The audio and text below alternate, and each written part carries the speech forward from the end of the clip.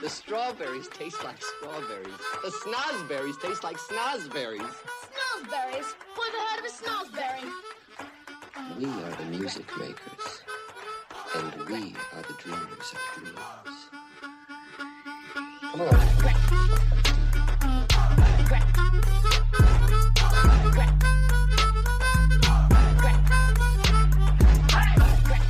This is the Music Makers Podcast, where I read things out loud to you and then offer my unqualified opinions on them.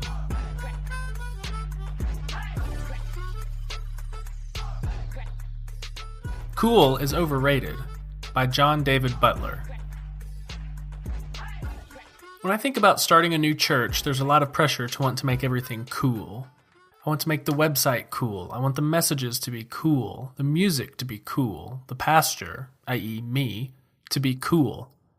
I mean, if we can't make church cool, then how are we going to get people who think church is old, stuffy, and boring to come, right? We all like it when things are cool, but cool is overrated. I know that I've met and even been friends with lots of cool people, and I know that I've seen lots of really cool events and places. The thing is, I can't really think of anyone or anything that really made a difference in my life because it was cool. When I think about the people and the places that changed my life, cool people don't come to mind.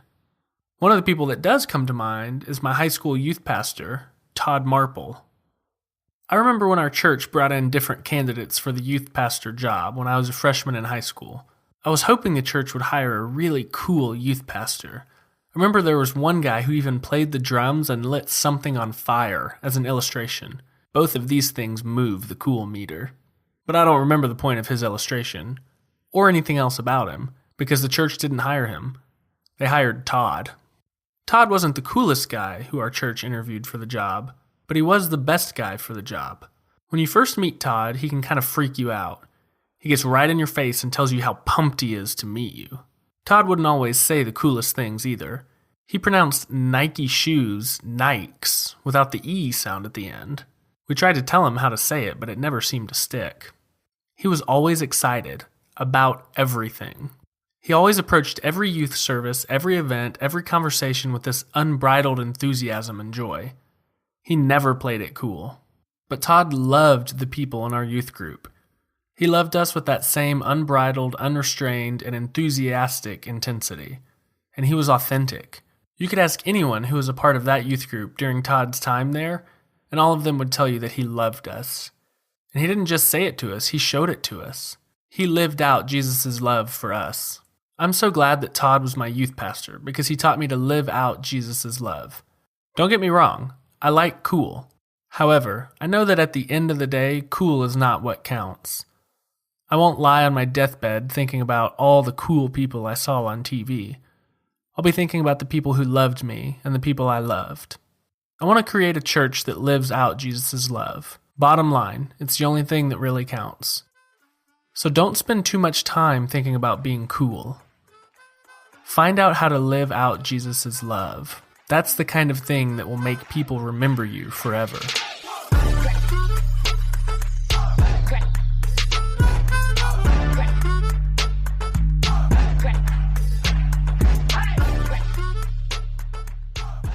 At one point or another, we have all gone through a phase in our life where we've tried to be super cool. I think it's implicitly taught in junior high. It's passed down from the older kids. You gotta be cool. That's what's most important. Which is exactly what makes being a youth pastor so hard, because you're getting them at the exact age that they're learning they have to be really cool. I was a camp counselor one summer and I had 8 eighth grade boys in my cabin, and there is no group of cooler people in the world than 8th grade boys. Now, one week I had 6th graders, and I had a kid run in with goggles on and tell me he was going to dunk his head in the toilet. 6th graders don't care about anything. 8th graders, though, are very, very cool. Along the way, most of us come to the same realization that the author of the article comes to, in that being cool is overrated. We realize that play it cool is generally bad advice. Life is too short to play it cool. If you like the girl, tell her that you like her. Don't play it cool. We realize that being cool is not better than being nice. Being cool is not better than being enthusiastic or excited. And being cool is not better than looking like a dummy to show someone that you love them. The author hit the nail on the head when he talks about cool versus loving, or cool versus caring and nice. He thought he wanted a cool youth pastor, but what he really wanted was a youth pastor that cared about him. We think we want to be friends with the cool people, but really, we want to be friends with people that care about us.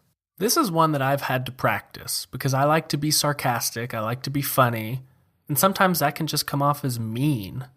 I had to look at my motives and say, am I trying to be cool or am I trying to be nice? And most of the time I was trying to be cool, I was trying to be funny.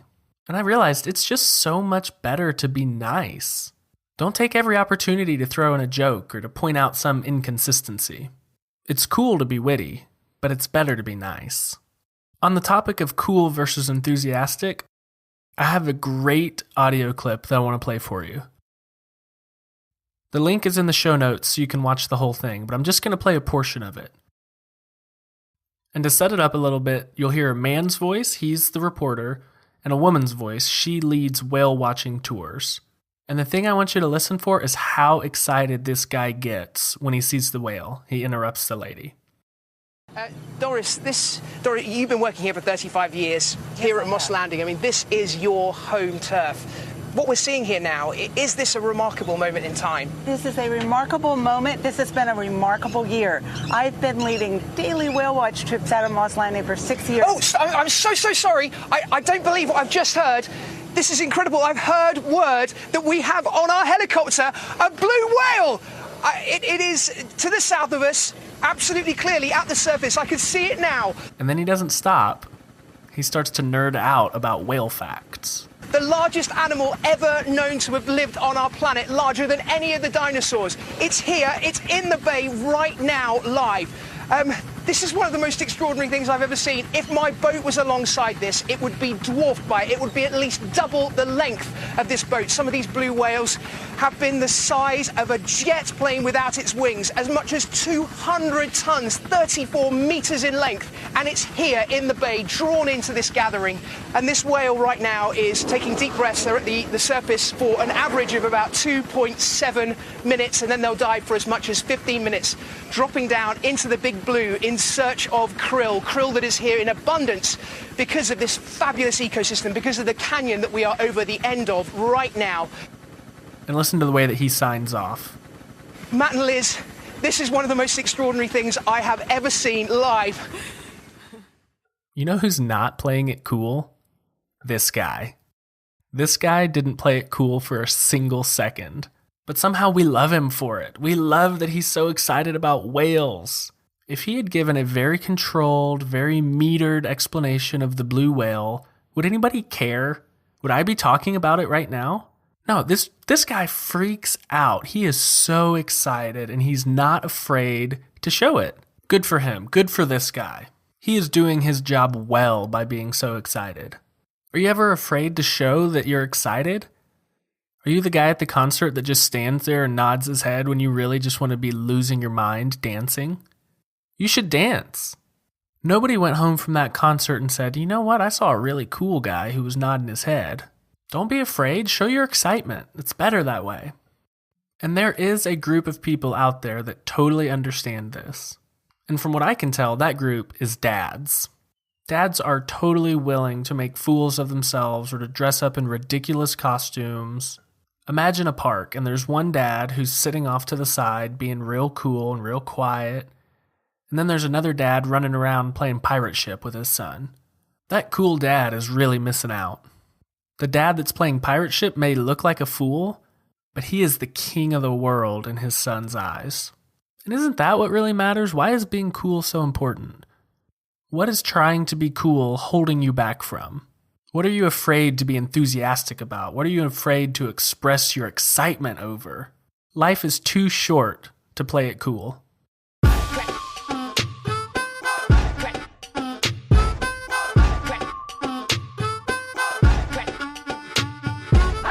The Music Makers Podcast is released twice weekly on Mondays and Thursdays at 10 a.m. Central.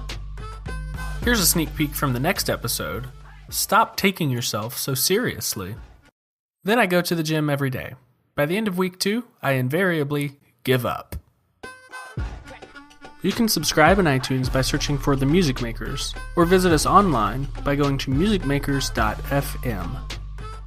And as always, you can reach me at aaron@musicmakers.fm.